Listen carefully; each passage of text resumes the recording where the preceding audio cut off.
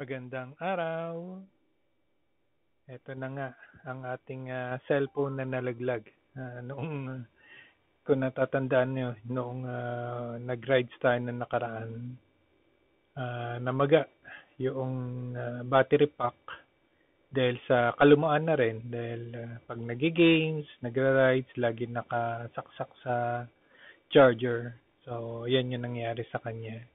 Kaya nalaglag doon sa cellphone holder natin nung bumabiyahe tayo.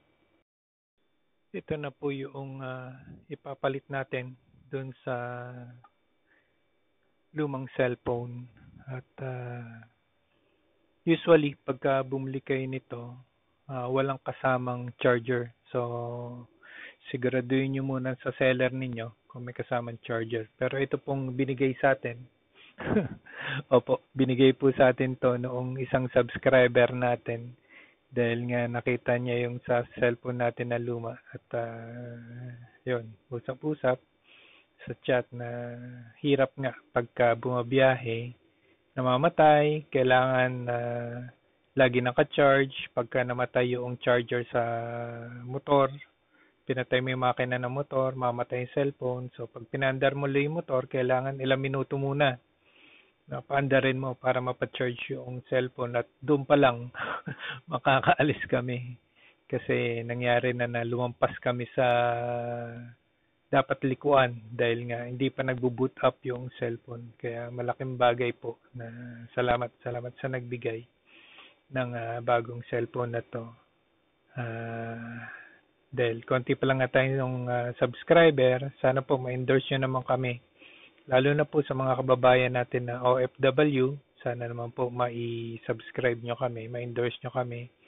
Dahil marami rin kami nakaka-chat na nagsasabi, bakit ganun? Ang video galing sa vlogger ng Pilipinas kundi politika, mga aksidente sa motor. May mga kamag-anak kami nagmumotor. Nag-aalala kami rito. Ano bang nangyayari dyan? Ganyan na ba kalala ang mga rider ngayon dyan? Pati yung kilalang app ng taxi app na ganyan na nangaharang. Sabi ko, hindi naman. So, yan. Nood kayo ng video namin para medyo maaluan. Hindi sila masyado mag-alala. Sana ma-endorse nyo yung mga rides natin, yung channel natin. Love rides para po ma-relax naman sila. Hindi naman madagdag alalahanin ang mga napapanood na sa mga vloggers. So anyway, balik tayo sa cellphone na ipapalit natin. So ito po, Samsung A35 5G.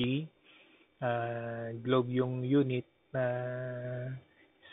bigay po sa atin to. So Globe po yung tatanggapin niyang SIM dahil may Globe na raw siya. So yan, bago to. Kasama lang yung charger at saka yung USB cable. Kaya po maraming salamat sa nagbigay at malaking tulong to para sa biyahe namin.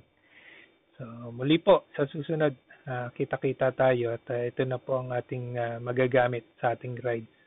Maraming salamat sa inyong panonood. Sana ma-endorse niyo po kami yung channel natin, Lab Rides. Bye-bye.